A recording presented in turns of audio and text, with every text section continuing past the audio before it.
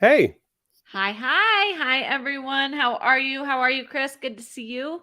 I'm good. It's like storming out here in California. Are you in a different place? I am. We're actually out in the snow for spring break this week. So in Colorado. Oh, nice. Where the conference was last year. Exactly. Yeah, exactly right. And you're where the conference is this year, California, I Washington. know. So, hey, back and forth. So yeah, so good to see you. Hi, everyone.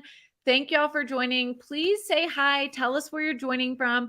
And of course, throughout today's live stream, please feel free to ask us any questions, submit any comments, or even if it's like future content you want us to cover, please consider putting it in the right-hand pane that you see right there. You can also, of course, always go to iocdf.org/peace of mind. This is where you're going to find information about our upcoming webinars, all of our content, and it's also the place where you can submit content questions that you have. And that's when Chris and I will say, we're going to hop over to pre-submitted. What we mean is those are questions that we've often gathered from there, or it's questions that we didn't get to. As you all know, we do our best to get to all of your questions during these live streams, but sometimes we run out of time. But we do try our best to keep that commitment that we will answer them either in a recorded series that we do on our own, or of course during our next live. We are so excited to have y'all here. Thank you for joining. Happy Wednesday. I can't believe it's already March 15th. I feel like this year is just flying by, right? It's weird to think spring is upon us. Yeah, no, it's crazy because it's like, I always think when the conference is coming, I'm always like, oh, yeah, the conference is so far away. And then you think about it, it's like it's already the middle of March. It's like, That's right. where did this year go? It will be here before we know it. In addition, I always am just kind of like blown away when spring comes in Texas. So sorry, just giving y'all our allergies are awful. Our cars are yellow, covered in pollen. So when you're like, why does Liz sound funny today? That is why. But otherwise, all is good. So thank y'all for joining. As a reminder, these series are not intended to be therapy or replace your individual therapy. Instead, they're intended to be resourceful, educational, and hopefully insightful that will help lead you to the best therapy options for yourself in different ways. And please remember, this is not a crisis hotline, and neither is the IOCDF. So if you are feeling unsafe, in crisis, or cannot confirm your safety, please call 911, go to your local emergency room, call the suicide hotline, which is now 988. That has been such a great initiative that we're making it easier and more accessible for people to remember what number to call versus having to memorize a 10-digit number. So 988, that's awesome. It's an awesome resource for us and also to share with others.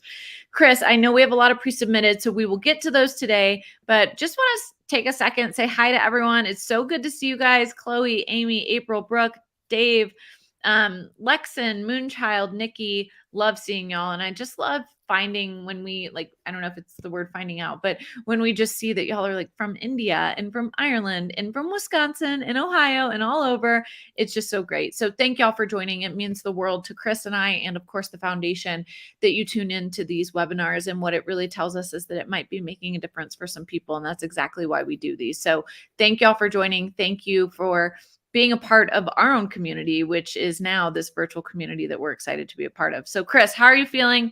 Happy March. How are things? I'm good. I'm good. I'm really, really excited. Like I said, the conference is coming up. I know out here in OCD SoCal, we're doing an April speaker series. So every Saturday or Sunday of the month, we're doing a in-person event at one of the counties in Southern California. Head over to ocdsocal.org if you want to check those things out. But I just love the community, and I'm super happy to have everybody. And what I always tell everybody is this is your show, right? Like Liz and I show up because we want to support people. We've been there. Not only are we clinicians, but obviously we've lived this. And we had many times in our journey where we felt alone. We couldn't find resources, education, or questions getting answered. So please feel free to submit. And if you don't really have a question, but just want to kind of share what you're struggling with, it can also be about comorbidities. If you're like, I'm really struggling with the depression that my OCD brings, we're here to give you as much insight as we can. So that's what Ask the Experts is all about. That's right. So Chris, why don't you take it away and start with the first couple questions, and then I'll hop in and do the same. Yeah, absolutely. So someone said one of the pre-submitted questions that we got is that it's really difficult for them to make any kind of decisions. So it can be small decisions, big decisions, but they overanalyze. Is that a component of OCD? And how do we handle overthinking, overanalyzing to the point that it's really hard to make decisions? Yeah, this is a great question. And it's a little bit hard for us to answer just by knowing that much of exactly if it's OCD or what could be going on. My first guess is that it sounds more like generalized anxiety disorder. So with GAD, we see this like general sense of worry and worry that kind of seems to shift. And it may not be as much rooted in kind of an irrational fear like OCD fears are, but it's more just like it's hard to make a decision. I can't figure out what I want to order off a menu. I can't decide where I'm going to go to dinner, what restaurant to choose, or what shirt to buy from Gap, So I would say that that may be more GAD. If it's based more in like, I'm having difficulty making a decision because I'm afraid, depending on the decision, that there could be a negative outcome or something bad could happen. Sounds much more like OCD in that case. So I think it depends. However, the good news is that treatment's very similar, whether it's GAD and the treatment's going to be exposure therapy and CBT interventions, or it's and we're going to be doing a specific type of CBT called ERP. The treatment is very similar. Again, as y'all have heard us talk about, right, we really like to emphasize that we're trying to help you learn how to change your relationship with anxiety overall. And so when you're having difficulty making a decision, we don't want you to wait till it feels like the right decision. We want you to just make a decision and just go with it and to lean into the discomfort that may come. That feels very similar to an OCD trigger, where it's going to be similar in the sense that we want you to still do that values-based activity, lean into the discomfort, and still engage. Well said. The second question is around OCD education. So I think this is a good one. So this person asks, every time I get an OCD episode, I go and watch videos on how to treat OCD. I go to OCD forums, etc. This makes me feel better, but I think it's a compulsion and I shouldn't see anything about OCD. So we hear that a lot, right? Like, how do you find that balance between really understanding the disorder so that you can be in front of it, doing the right work and getting your life back, and using it as a compulsion? Yeah. So again, we really want to think about what is the function of the behavior. So if it's like every time I have an OCD trigger, I have to watch these webinars and I have to do exactly what they say and I have to follow Liz and Chris's advice or someone else's, probably more compulsion.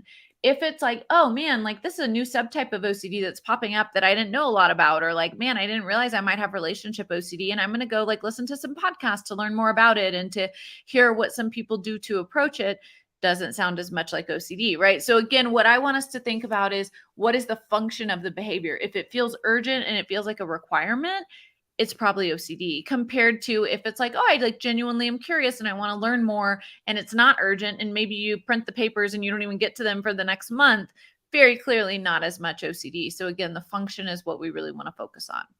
Everything you said was what I was going to say. And the only thing I'll add is, like, I know for me personally, if I was doing something for OCD, it almost felt like I was like trapped in either like a mental or like physical basement and I couldn't get out until I accomplished what I wanted. Whereas genuinely, when I'm curious about something or I'm reading something or I'm wanting to learn something, I can do that and then move on. So I think that's the big difference. We got another one. It says, a pre-submit, says, what do you do if OCD has latched onto something that you do want to change? So for instance, someone in my life smokes marijuana and I obsess over for hours because I want them to quit. How am I supposed to overcome the OCD if my goal is to get them to quit? Yeah, it's a great question, right? So, I mean, first of all, I think one thing I would say is that no matter how much you obsess over someone doing something, that may not change the outcome. And it's very similar. I mean, think about somebody who has a fear of HIV, right? They don't want to get HIV. They genuinely don't, or they genuinely don't want to get certain diagnoses. And at the same time, they need to be focusing on living by their values and letting go of like, I need to have certainty, if that makes sense. And so in this case, one of the things I would say is that, obviously you may want to share with them your goals and share your views, but you also have to respect what they, choose, and being able to let it go. So being able to not let any of our anxiety latch on to like, this has to happen or I can't move forward. Like that rigidity isn't going to help us. Yeah, and I would say too is what I always ask clients when there's a situation, the difference between OCD and somebody without OCD is OCD. So it sounds like this is a real situation. It's not magical thinking where your brain's making something up. And the difference is OCD takes things that are manageable and makes them unmanageable. So the situation you're in, I would argue probably a lot of people are in that very same situation where a loved one is using substance use and you wanting them to change. But what people without OCD will do is they'll do what they can. They'll really kind of think, okay, how can I support them making the change What do I do if they genuinely don't want to quit, etc.? But OCD takes all that in between time of things you can actually do and just has you ruminate because it feels like you're being responsible because you care so much. You're thinking about it constantly. That rumination doesn't change anything. And in fact, it just reinforces the constant mental compulsions that you're doing. So the best thing that you can do is there something you tangibly can do? Do that. Work with your partner. There's something called motivational interviewing. Encourage them to find a value to quit. But if there's something you can't do, but you're just ruminating about it, that's where I always joke with my clients. I'm like, you're trying to push a building and expecting it to move. So that's where you have to sometimes lean into acceptance and say, okay, I've done everything I can at this time. They're not making a change as quick as I'd like. I'm going to stick with it. And then I have to make a decision if they choose not to quit. The mental compulsions aren't solving anything. Yeah. So there's a couple, not pre-submitted, I'm sorry, live questions that were submitted early that I want to hop into, Chris. So the first one is from Chloe, and Amanda, don't worry about putting these up because I'm going to combine them. But she said, or they said, I know you may not answer this, but have you ever seen a client in a practice where their OCD obsession was actually the reality at the end of treatment? I'm sure it can happen, but is it common? It's making me really scared to enter treatment. I've also had many OCD themes, but have randomly moved past them. I had one start in lockdown, and now it's been with me for years. Do you see clients with a single consistent obsession? I want my old self back so badly. I feel like my brain broke one day, and I'm not sure who is me and who is OCD. Yeah. So Chloe, thank you so much for being here. And I just want to say, obviously Liz and I have so much sympathy and empathy for what you're going through. To read the last one, you had a theme start in lockdown and now it's been with you for 3 years. Do you see clients with a single consistent obsession? Yes. I've worked with people that come in here in maybe their 40s or 50s, and they've had the same mental obsession, the same, triggers and the same, the consistent core fear for 3 decades, 4 decades. What happens when something turns into such a strong thing? What I usually tell the client is it's almost like instead of it being this thought that you had and you're doing compulsions, now you've kind of meshed it with your identity. You've sort of meshed it with who you are, and you're almost living the lifestyle. So let's say, an example would be like, let's say a client has a fear that they're going to harm themselves and take their lives, and then their kid's going to grow up without a parent. If that person has consistently had that same rumination, the same mental compulsion, the same obsession for 3 years, it's meaning that they've taken it from an intrusive thought and they've made it a lifestyle. They're constantly checking, how is my mood? Do I want to hurt myself? Avoid TV shows that have a scene with suicide on it. Overspend time with their kid because they're afraid that they're going to leave. I mean, they turn it into a lifestyle. So what I would really say is, Chloe, you kind of hit the nail on the head. You want your old self so back. I would sit with your clinician and say, here's what I was doing prior to the pandemic and the intrusive thought. Here's how my lifestyle is now. And look at what's different, because everything that you're doing differently, both mentally and physically, is kind of creating that. Do you want to answer the first part, or do you want to add to that? Yeah, I can answer the first part. I'll add on to Chris. I think it's totally common, especially if you haven't addressed it. So remember, themes seem to switch, especially if we face them, or sometimes it's because we get reassurance or we complete a ritual enough for them and they move. So if you also haven't addressed this theme, it becomes more ingrained. And as Chris said, it becomes more and more a part of you and hard to differentiate. But we absolutely see it and we absolutely can treat it. The second piece that I want to throw in the first part of your question is, the way I read it is, how do I do ERP when I'm terrified that this might actually come true? Like, does it come true sometimes? And the reality is that life is uncertain. Everything is uncertain. None of us can guarantee our fear isn't going to come true. But what I can guarantee is whether you do ERP or not, I can't guarantee it comes through. Comes true. I'm sorry. So you could do a million compulsions like you are right now, and that is no guarantee that it's preventing something from happening. And so doing ERP, sure, we can't guarantee we're still going to prevent something from happening, or that we will prevent something from happening, but you're not actually preventing it anymore. It's a false feeling of security. It's a false feeling of prevention, but it isn't real, right? It's an OCD feeling. So again, you're answering to OCD, not actually the feared situation, whatever it may be. Yeah, and what I'd add to that as well is, like, one of the things that OCD is really good at doing is taking away your trust. And when clients come in here and they talk about their fear, 2 things that I notice. One, that fear is overestimated consequence. So what I mean by that is nobody ever comes into my office and says, I'm afraid of getting a slight cold or bumping into a car in a parking lot or accidentally saying something that's offensive, but then I apologize and people accept my apology. It's always like death, pedophilia, kill people, kill myself. And so I always say, first and foremost, look at how OCD is trying to trick you. It's telling you it's so big that you'll barely be able to handle it. And then the second thing it does is it takes away your trust in yourself to handle things. And so clients will ask me that question all the time: what if it comes true? Just like Liz said, Liz and I aren't psychics. I mean, most of the time, or almost all of the time, I know what my client's worrying about isn't going to come true. But I would be taking on a way bigger role in my life if I tried to pretend I could tell clients that this thing would never happen.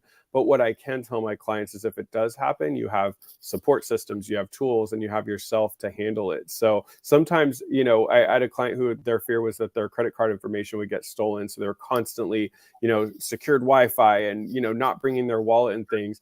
They lost their wallet. Somebody took their identity. It was an annoying 2 weeks for him. And he's like, wow, I handled that way better than my brain told me for the last 3 years. So trust that you can handle stuff.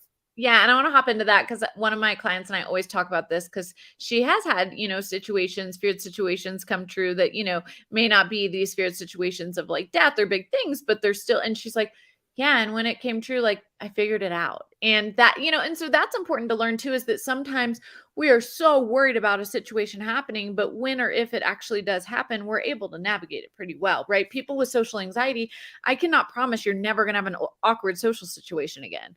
Like, in fact, I can pretty much promise you will, right? All of us do. But what I can promise is that you can learn how it won't become detrimental or feel like life or death or feel like this huge situation versus it just being like, oh yeah, that was awkward or that was a strange social situation for me. Absolutely. Yeah. Well, Brooke, I love your question. So Chris, I want us to spend at least a few minutes on this, but can you provide encouragement when working on the final 10 to 20% of treatment going well, and then you encounter a challenging obsession and subsequently submit? It feels defeating and it feels like you're starting all over again. Yeah, I think one of those things is what's difficult is I always tell clients, I call it like the 75%. So clearly you're calling it the 80 to 90%. What I always tell people is like, it's really difficult because those last things I feel are the things that we, usually if we work in a hierarchy, those last things are some of the more tougher things. They feel less of like obvious OCD and they feel like safety. I know for mine was having people like physically come into my house and come into my room and come into my car out of a fear of getting in a car accident and surviving, but killing the person in my car and living with guilt. And then people coming into my room and stuff would be spreading illnesses and diseases and germs. And so I remember when we did that, it was the most freeing moment ever. It felt like somebody literally just lifted all of the weight off of me and I stopped caring and got freedom. So I always tell clients, we got to kind of tackle those last things because those are the things that we're holding on to. Now, what I want to encourage you with Brooke, by the way, I just realized too, I love Brooke as a person, such a positive person and such a positive spirit. So love you, Brooke. I just realized who you were.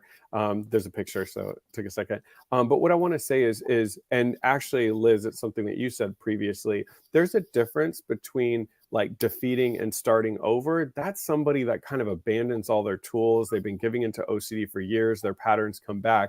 If you've been doing super, super well and you kind of get hit with something at the end and feel a little bit of a setback, please don't let yourself, push away all the successes that you've made. Focus on what worked for you. Reconnect with your therapist. Create a game plan, but remind yourself that you're not starting over. Last thing I'll say, because I want to give Liz a chance.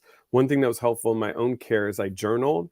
And so when I'd have those moments where I'd have like a really big, hard, difficult thing pop up, I was able to reflect back on my journal and read of all the successes I had done that previous week or that previous day. And it reminded me like, okay, right now is tough, but I've made a lot of progress. Don't let OCD take it away and have me think I'm starting all over. Yeah. So Brooke, thank you for always reposting and all the great things you do for us. Here's what I will say, and I want everyone to hear me saying this, and I say this often. We are fighting for freedom, not functioning. And for many of us, actually, the 75% is like the best we got in treatment for a long time. And we held on to this higher level stuff because it was so difficult and it was so challenging. And we learned that, like, well, I could be at a place where I'm good enough and I can just kind of push through. And what we all know is that top those top items, right? Those are the hardest. Like, of course they're the hardest. It's the scariest stuff. It's what you're working up to. However, if we lean all the way in, we get full freedom.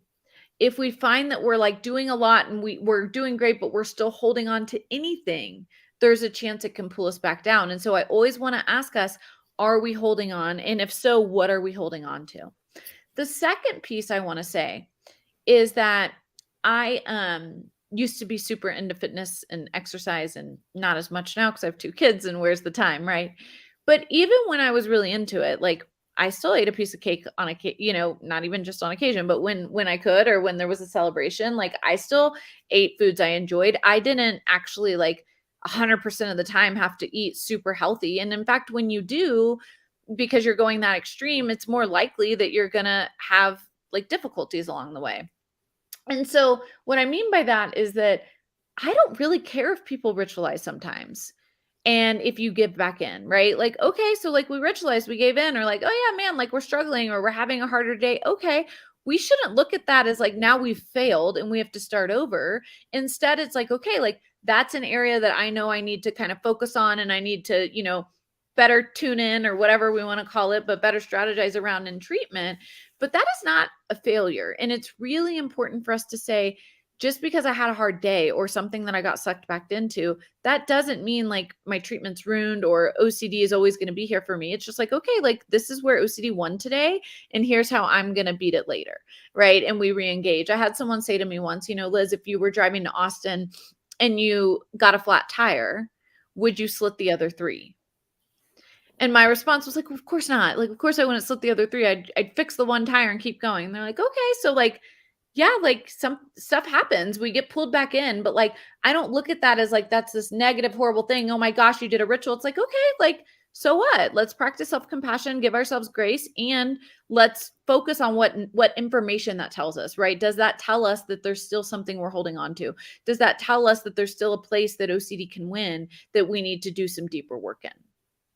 Yeah, absolutely. I would say too, it's like one of the things is what I believe that is also helpful is as we get better, in the beginning, it is important to know the content of OCD, right? Because it's going to impact you in certain ways, et cetera. But what I also noticed is as I started getting better and I finished treatment and new things would pop up, what I started to focus on less was the content, because I was like, oh, the content just always seems to be what's most important in my life right now. Like I'm sure when I have kids, OCD will try to attack that. OCD tried to attack school. It tried to attack work. It tried to attack whatever thing was important in my life. So I started to kind of learn about OCD's game. Okay, you're going to attack the things that matter. And I went a little bit higher. I stopped worrying about content and started to worry about the mechanism. Okay, what is OCD doing? OCD is picking something I care about. It's making my brain overactive. It's telling me that things are going to be doom and gloom and not work out the way I want. You're never going to get a degree. You're going to fail. You're going to accidentally, what was that fear? I used to always accidentally think I was going to plagiarize something, even though it was like the question was a psych question about like, tell us about your childhood. And I'm like, I'm going to, plagiarize and stuff. It always brought that on. And then it always came to me like a dirty salesperson and said, oh, now that you have this problem that I created, here's some compulsions that will fix it. And I knew that those compulsions would just make it worse. So once I started knowing how OCD kept like tricking me and conning me into giving into it, it was a lot easier to start to pick up on it. The urgency that Liz talked about earlier, the frequency, the picking at things that matter. So once you start to know OCD's game, that's an additional tool you have, because then it starts to become a little bit almost laughable. That's right. Totally. Yeah. So great question, Brooke. And I just want to push you, because I don't know if we even gave encouragement, but I want you to think about how incredible it is that you're at that last 10 to 20%. And I want you to keep pushing. And I want you to remember that we're fighting for freedom. And once you get freedom, as Chris said, and we really learn how to change our relationship overall with OCD and anxiety versus only with specific themes or specific subtypes or specific symptoms, it will continue to be applied throughout your life. And Brooke, Next, you're doing a lot of advocacy, and Liz and I can both say that advocacy also helps you with that final percent, because as you're kind of giving back and you're really like building your core, that becomes way more valuable to you than giving into what OCD is asking you to give into. absolutely.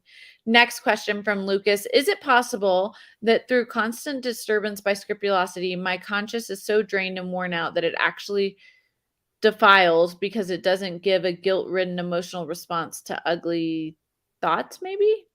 Yeah.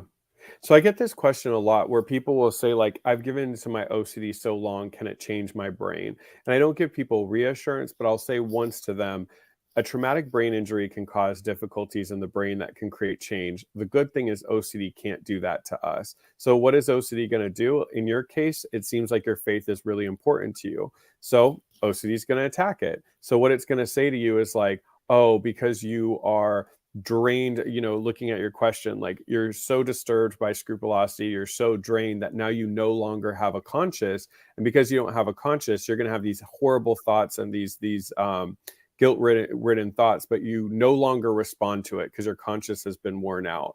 It's like OCD doesn't have that power, man. Don't give it that power. Don't let it attack your faith. I mean, one thing that I see with scrupulosity, what's so ugly about OCD is everybody with scrupulosity loves their God. They love their faith. They love their church, and they love all their fellow church mates that they've joined. But OCD makes them feel like a fraud, a phony, you shouldn't be there, etc.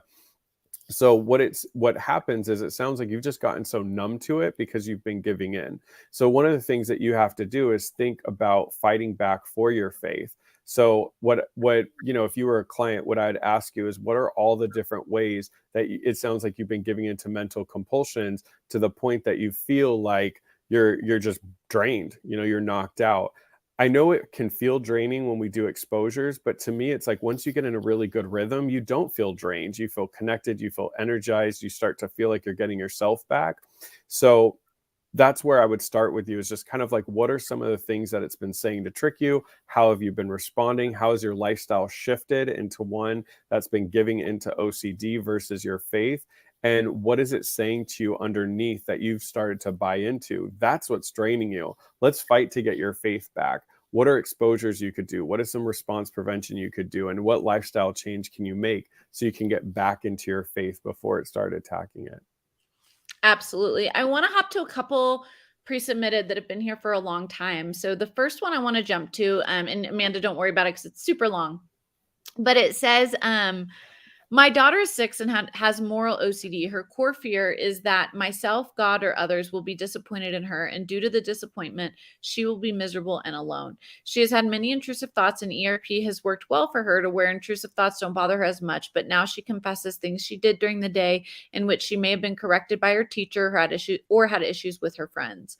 What are examples of ERP I can do to target her core fear for things she has already done during the day that she previously confessed because she was seeking reassurance that I'm not disappointed in her choices? Yeah, so what's happening is your daughter's got into a really good pattern. Anything that happens throughout the day that's out of the norm, it's like if she's just writing with a pencil in class or something like that, obviously there's no trigger there. But if she said something or she's done something, etc., because she's sort of lost faith in herself and trust in herself, she's coming to you to be sort of that logic. And she's running to you and confessing to try to gauge your response, to get reassurance, to see if you have a vast response. And if you don't, a lot of times parents will think like, well, every time they come home, I tell them they're a great kid and that they didn't do anything wrong. Why isn't it getting better? It's because now your daughter, just like almost like addiction, your daughter is relying on you to give her the okay and the plus sign, the thumbs up, that what she's been doing is okay. And it's taking away her own internal ability to make that decision. But she's never going to get there with you consistently kind of giving in that confession or reassurance. Now parents will tell me, but I'm not giving reassurance. Sitting down and having that conversation is what we call confessing, giving it attention, discussing it. It's now made it valid. What we're trying to do as therapists, Liz and I, is teach our clients that their worries aren't valid at all. Either they're non-existent or they're manageable. So what we would work on with your daughter is those events that she did throughout the day. It sounded like they're just doing. It's not like she's consciously making that decision.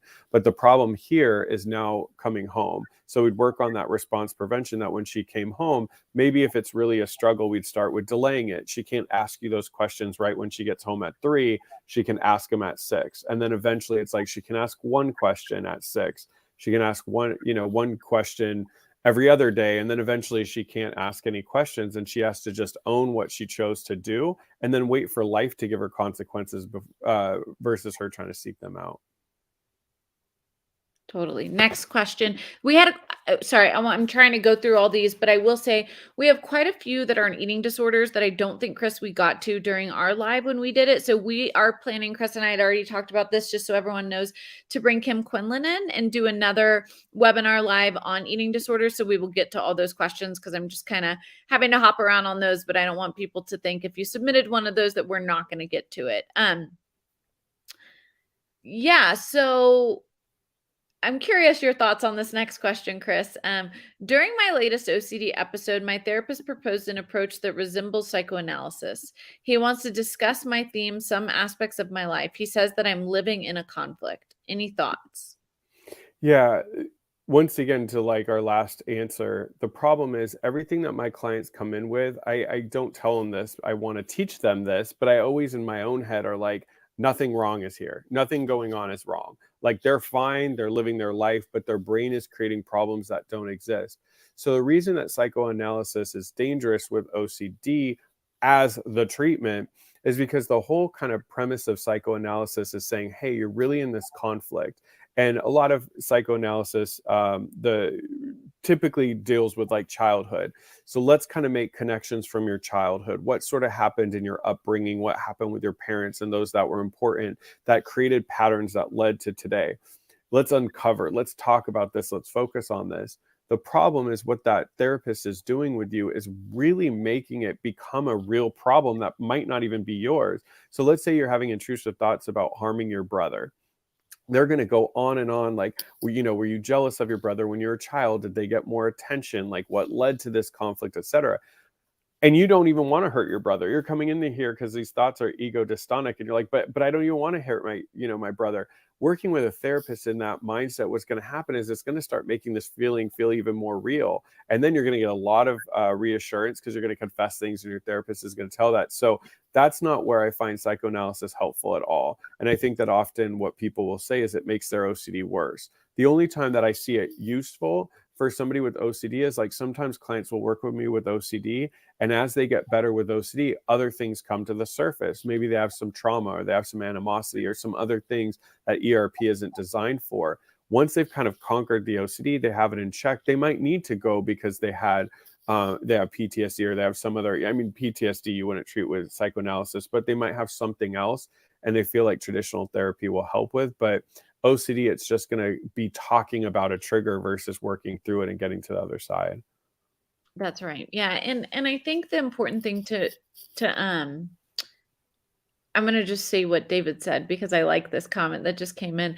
I think if you're trying to use logic to dismantle a feeling, it's really ineffective. It's more helpful to look at why these fears are so compelling to you, right? So I think it's really important to notice exactly what Chris is saying is that, in general, especially if we have a family history or a personal history of trauma or certain things, like we absolutely want to resolve those, right? And I don't want anyone to hear us saying like, you should never talk about your past in treatment and like it should just be forward facing. Because it's like, well, like there's times talking about the past is really critical and understanding it helps us understand how to treat you right now, but also things that still need to be treated that haven't been treated yet, right? If you have unresolved grief, unresolved trauma, things like that, we don't want to just let those linger and just pretend like we're going to ignore them.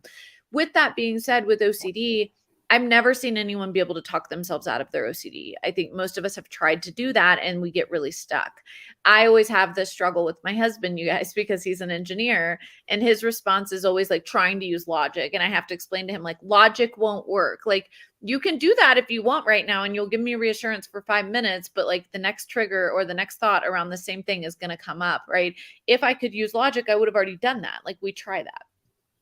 That's actually one of the reasons CBT alone is not the treatment for OCD, right? Thought challenge worksheets, all these things where we're trying to just like see our thoughts as being like not true and ineffective. It doesn't really work just through cognitive aspects. We have to focus on making it work through behavioral aspects, right? So in order to show that our thoughts are not real, in order for us to know that our thoughts don't have power, we have to behave differently. We have to behave as if they don't have power and choose to live our life, which is exactly what an exposure is, right? Exposures are living your life without responding to your OCD or centering your decisions or your actions around your OCD. Well said. I'm going to ask you a couple live ones. Real quick, Diane asked at 9:05 my time, do you have a wait list for OCD SoCal San Diego meeting? Unfortunately, the San Diego location sold out. So we've been telling people is the Orange County one or the Inland Empire might be the closest to you. So we hope you still come out to one of the other talks. Each talk has its own unique speakers. So check out the website and we hope you come to one of the others. I'm going to ask you this, Liz, at 12:07 your time, Amanda, from Moonchild. How can you differentiate between existential OCD and normal goals in life? Yeah,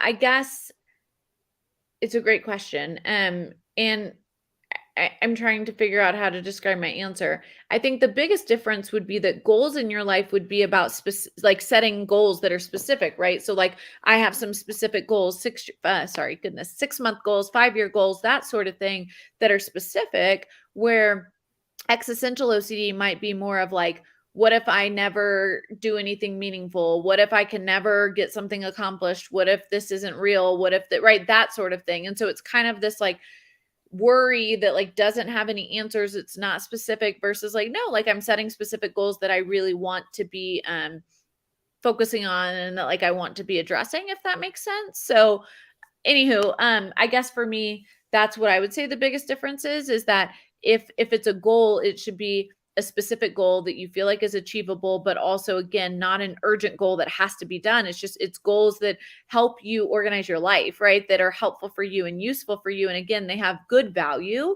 versus existential OCD actually stops you from engaging in your goals and like getting them completed because you're stuck in the worry, you're stuck in the OCD versus outliving and doing your life. Yeah, you hit it on the head. I mean, when clients have normal goals, they're excited about them, they work through them, they meet them. All my clients with existential OCD feel very defeated. What's the point of doing anything? What's the meaning of life? I'm small. We just die afterwards. I don't know what happens. It's very philosophical. They're in their heads. They're not actively doing anything. And typically, when people have been giving into existentialism, OCD for so long, they're not functioning. They just don't see points in getting up and being active each day. So one is grounded in just disappointment, loss, emptiness, and the other one is excitement, it's challenge, it's pushing people to their limit. We have a question at 12:09. How do you deal with OCD? I'm going to read it as this. How do you deal with OCD when it fixates on a loved one that you've lost? So let's say like, OCD sometimes will attack like a real life situation. So if somebody's maybe obsessing or ruminating all the time about a loved one that they lost, I don't know if it's like lost as like friendship or more so lost as like loss. How do you kind of deal with the OCD on a real life situation?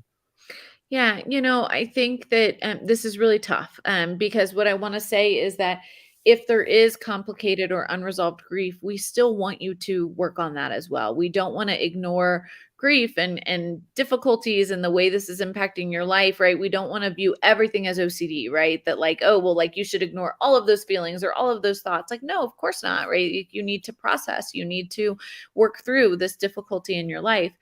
And OCD is going to try to latch on to things that are important to us or things that were important to us. Or, it may also kind of say, hey, like, some of the ways OCD works is something like, oh, it's your fault or you should have done this different, right? So it gets you stuck in turning it like the doubting disease, right? It's into doubt and it becomes much more about, did I do something wrong? Could I have done something different? Is this my fault? I can't move past this versus I'm really sad that I'm going through this loss, right? Which is a really normal feeling to have. And so when we're doing OCD treatment around this, we want to be able to separate both so that we're not treating everything the same way. This is very similar if we're doing PTSD and OCD treatment. If someone has a dual diagnosis, we don't want to treat the PTSD with uncertainty, where we may use more of kind of uncertainty statements in that approach with OCD. And so it's going to be really important to differentiate. But then once it is, we still want to treat it as OCD. What we don't want to do is make you believe that like, oh, we can't treat it as OCD or we can't lean into these fears because it's rooted in a real life situation. Like, no, like wherever the OCD is, we want to address as OCD. And oftentimes, if we can fully address things as OCD, you might be able to actually process and work through the grief as well. But it may be keeping you stuck in that recovery process. Yeah, and it was what I was saying earlier is OCD takes a manageable situation, makes it unmanageable. So obviously losing someone's heart, it reminds me of relationship OCD when it hit me hard, multiple relationships back to back. After a breakup, I just obsessed and compulsed about those breakups to the point I was never able to actually like have my true feelings and heal and move on. And it's the same with OCD around loss. I'm just excited. We got a hello from Argentina, and they said that they've recently been diagnosed and they're learning about OCD and they're grateful for these live streams. So I'm like, whoop whoop, we're international.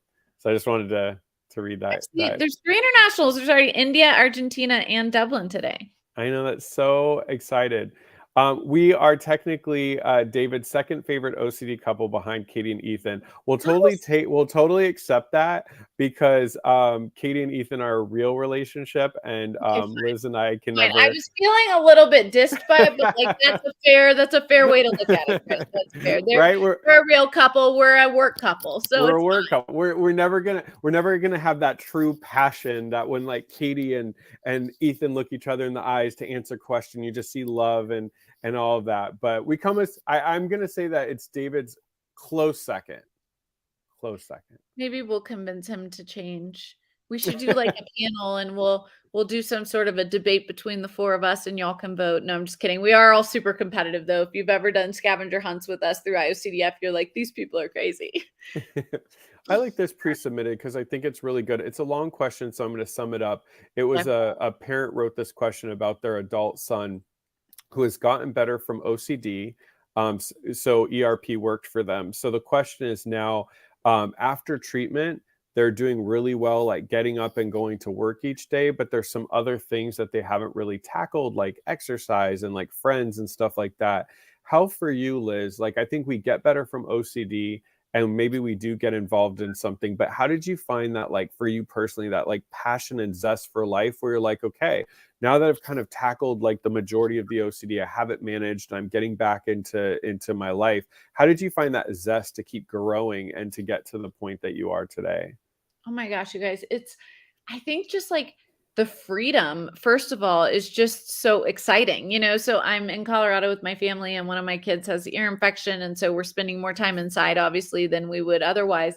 But even just being like sitting and listening and being with family, like those are the little things I don't take for granted anymore, because in the past, my OCD was so triggered around anything that I couldn't be quiet because OCD might be there. I couldn't go do this activity because it would be there, right? So it made all the decisions for me, that I think just having the freedom has like totally reignited my passion. And yes, for some of us, we have to redefine ourselves and figure out what we like again, because we don't even know anymore, because I got so lost in our OCD and in our mental health struggle. But I think what's the most exciting that I want us to be really passionate about is just what it's like to be able to have the opportunity to make whatever decisions you want to make in your life versus OCD making them. But Chris, you add on. Yeah, no, I think for me, I did get stuck in that at first, kind of like what her son is stuck in, is like I got better from OCD and then I sort of started to live life, but I think I was just so drained from so many years of mental health disorder that I think the part of me that was like fiery and inspired just was gone. And it was funny, it was actually an intervention my mom and my sister had with me. They took me out to eat and they said, "We're so proud of you. We've never seen someone fight so hard." And it's like you're past the finish line and you just seem like you've given up. And I realized, like, yeah, I'm focusing more on time lost than like the time I have. And Mm. so when I started kind of in my journal kind of brainstorming, like, what do I envision for my life? And I wrote these big goals and I was like, what are the small steps that I have to take? And so I kind of just engaged in some things that I'd already been inspired and passionate about, I reconnected with, like martial arts and like going back to school. And then some things were new things that after having OCD for a decade at that point, really take away my life. It's like these are the things I'm really interested in. I noticed, like you said, is like once I started to do things and it grew and grew and grew and became amazing, I was like, oh my God, like I'm hungry for more. So I think you start to get that wind behind your back and that momentum.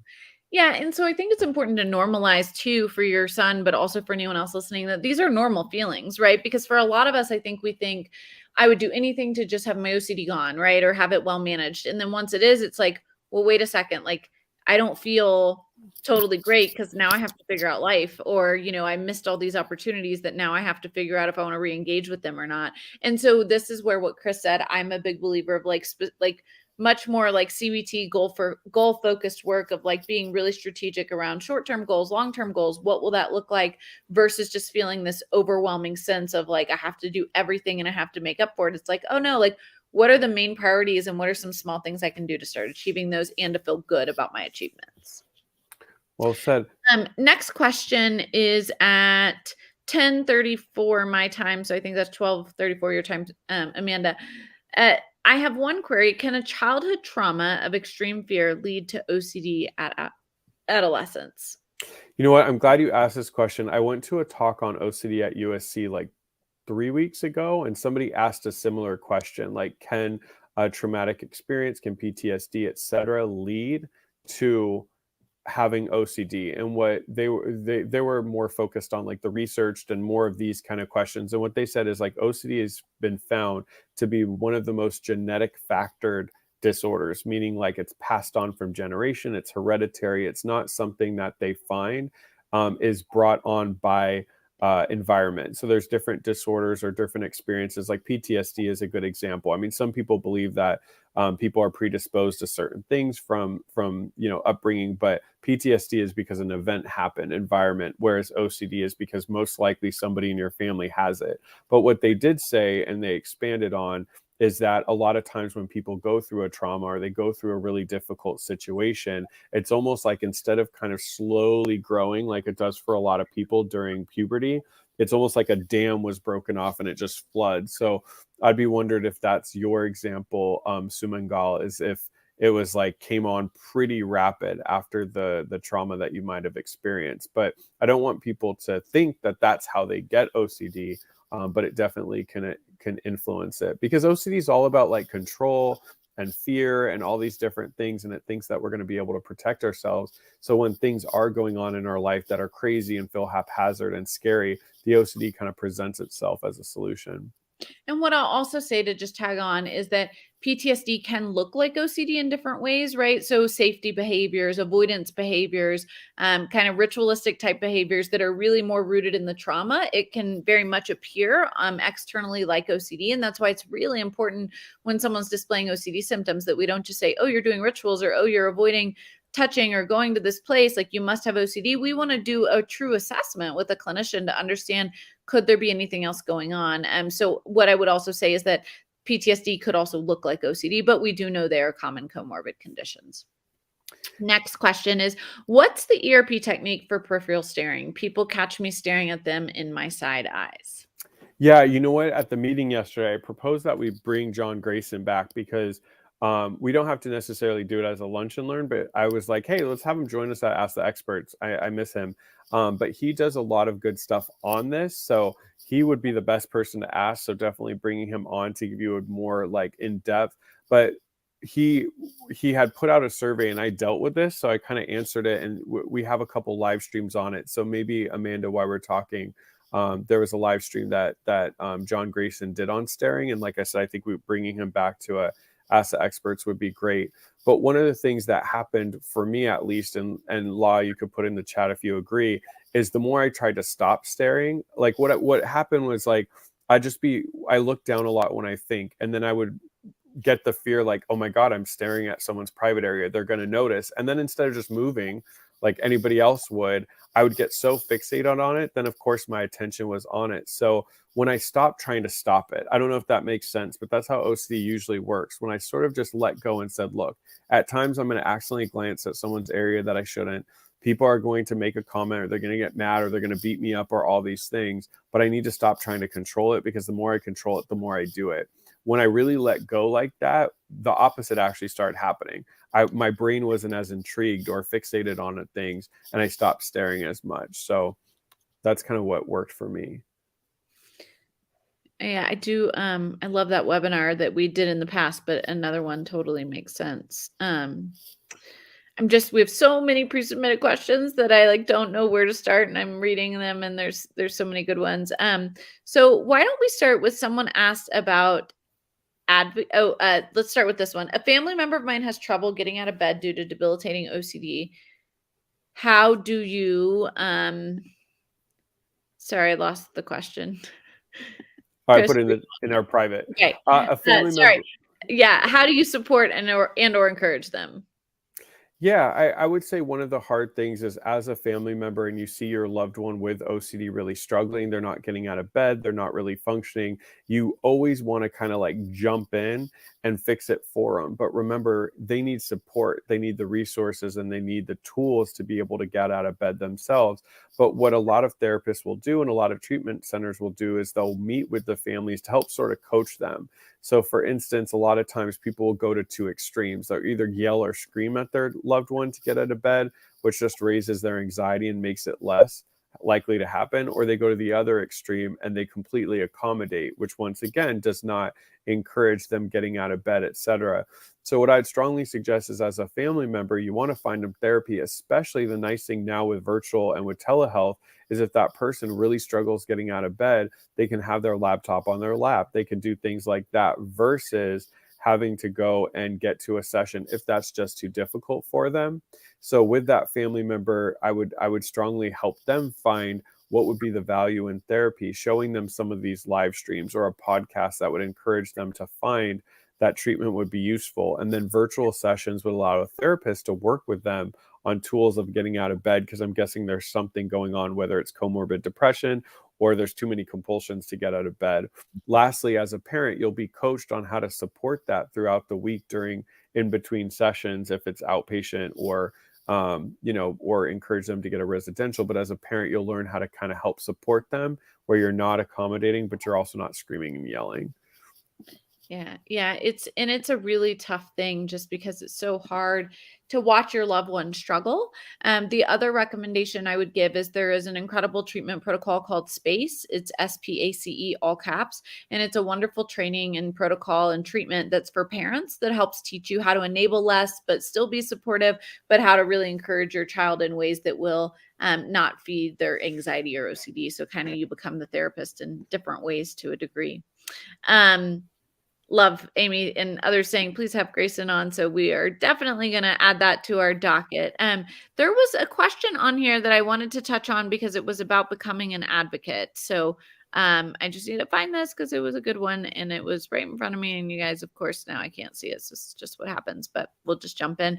The question was something along the lines of, that they have been really interested and connected with IOCDF and they have really enjoyed the work that we do. They themselves would like to become an advocate. What are the steps for that? And what does that look like? So here's the question.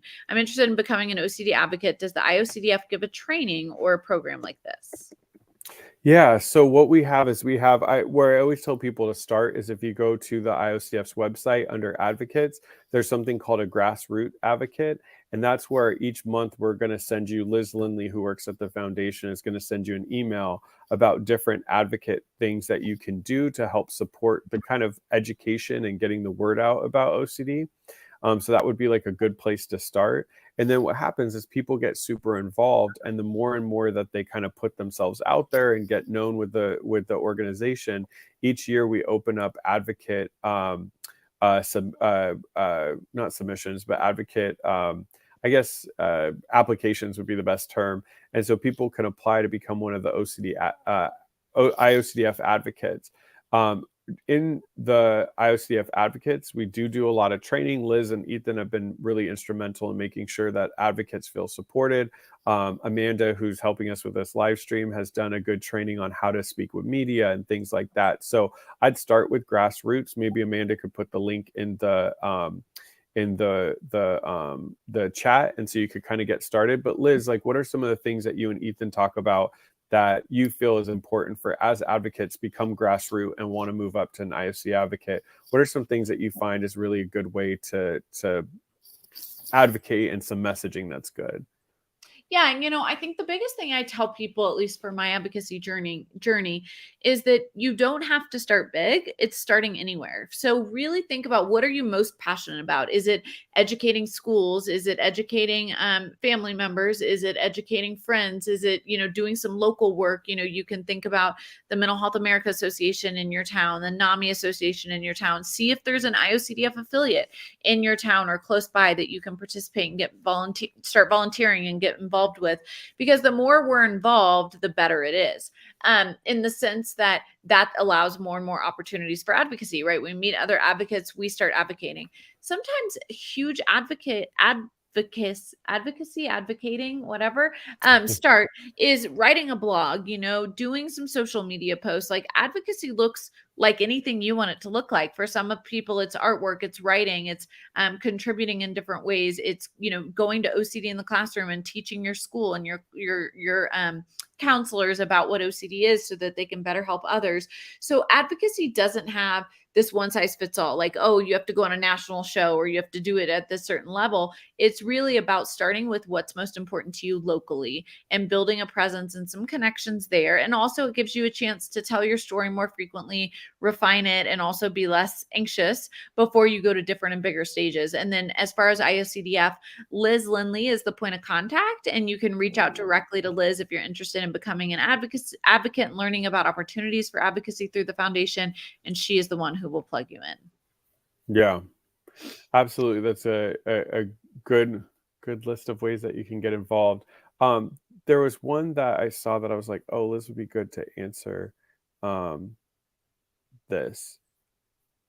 Same thing. It's like sometimes it moves when I go to the thing. Oh, you here it is. You kind of had already said, started to answer it. Can OCD be confused with PTSD? So I know you kind of talked about that. And that Yeah. was a pre-submitted question. So I felt like maybe you could expand a little bit on that. Yeah, so we know that OCD and PTSD do have a lot of overlap, and we know that the symptoms can look very similar. Checking symptoms, if somebody was a victim of a home intrusion and they have a PTSD diagnosis, they may engage in a lot of checking behaviors around their locks or avoidance behaviors of, maybe even leaving their house or whatever it may be. And it could look like OCD, right? It looks like, oh, I have a fear and I'm doing these compulsions. But what we actually know for them is that it may be more rooted in their trauma, right? We can see this with even shower rituals and contamination and cleaning behaviors that could be rooted in a trauma as the reason why they're doing this versus OCD. So again, that's a clinician's job to help understand and help explore what's at the core, right? Why do these things trigger you? Why are these things disruptive or disturbing? So that then we can lean in appropriately. But there is a lot of overlap. We do see that individuals with higher levels of PTSD, individuals with PTSD have a higher prevalence rate of also having OCD. And so we can see a comorbid diagnosis at a higher rate than we see for OCD alone. All right, I'm going to sneak in one more question because I think this will be a good one for you to answer. It says, how do you do a 10 out of 10 situation when there isn't like an external motivation? So they said like they had a big fear of going to the dentist. It was a 10 out of 10, but they had to go to the dentist because they had an issue that was going to get worse. So they were motivated to go because of that. But Yeah. there's certain things they avoid because there isn't like this dire need like they did with the dentist. So I actually think like we have to find our motivation in everything. And so I bet that actually I could find some values or motivation in any sort of OCD exposure we do. And it's easy for us to justify that it's not, right? I remember for me when I had triggers of bloodborne illnesses, I would always say like, well, I'm not like going to work in a hospital setting and I don't really feel like that's something that's a big deal. And I could justify why. It was like, why would I ever need to do that level 10? Like there's not motivation there. There's not values-based activity. Instead, I could tell you that I think it makes no sense.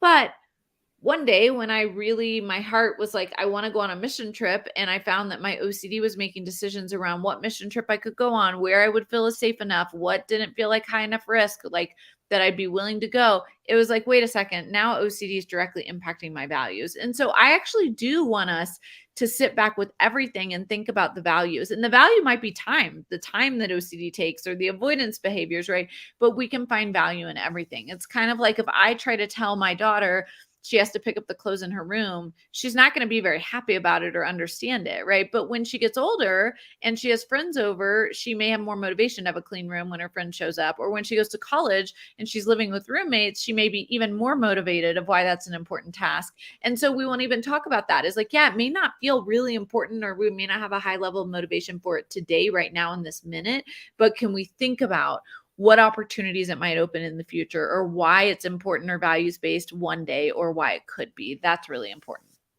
Yeah, to quickly answer it, I'll actually borrow from David Go, who commented in the chat on YouTube. It's like asking somebody like, what legacy do they want to leave behind? I feel like, that to answer the question, like, why are we here for life? That's way above my pay grade. But what I will say is like, when we think about what we want to achieve in life, what are valuable for us, what are important, sometimes it's good to think like, if I'm in the future looking back and reflecting, like, what are the things that I want to have nourished? What are the things that I want to expand on and grow on? And so maybe you don't have the energy to take your car in because you have OCD around taking your car to the shop. And it's like, well, it's not quite like blowing up yet. I'll just put it off because it's easier. But it's like, it kind of all adds up to this avoidance. It adds up to like scared, being, feeling small and not kind of living up to things because we're always kind of cowering. That is going to impact us in all areas of our life. So when we start becoming go-getters and say, I don't care what OCD says, make an appointment for my car, I'm taking it in, I'm not going to do compulsions and response, you start to feel yourself pushing through, living a lifestyle of going after things. And then that starts to bleed into other aspects of your life. So reflect on, what kind of life do you want to live? That's important. That's right. Yeah. What is the future me going to be proud of and want or might be interested in or not? And I don't think any of that would include OCD. Like, I'd want to know I did enough compulsions. I don't think so. I think it's going to be like, I want to know I made those decisions I wanted versus OCD making them for us. Absolutely. Well, awesome. It is time, as always. We love you guys. We are so grateful and happy to be here. We have lots of pre-submitted. Chris, it may call for us to do a recorded to get caught up on all of our pre-submitted in the next couple of weeks. So Chris or I will definitely carve out some time to do that. But in the meantime, please check out all of our other live streams, webinars, you name it, and join us next week where we will be back for... Yeah, next week is our Lunch and Learn. We're going to be joined by John Hirschfield and Katie O'Dunn, and we're going to be talking about maybe some more like advanced stuff with treatment, ERP, what to do when you're getting stuck. So super excited for that live stream. Awesome. Well, I can't wait. So excited. Thank you, Chris, as always, and thank you all of you for joining. Someone from Stockholm, Sweden as well. So it's an exciting day. I love seeing you guys, love connecting, and we'll see y'all next week. Yeah, thank you always for all your kind words to both of us. We really appreciate it. Come back next Wednesday, same time. We'll be joined with John Hirschfield. And also don't forget to sign up. I think it's coming out later this month, and join us in July at the in-person IOCDF conference in San Francisco. We appreciate it. Thank you everybody for your comments and your time with us. We appreciate it. Thank you so much.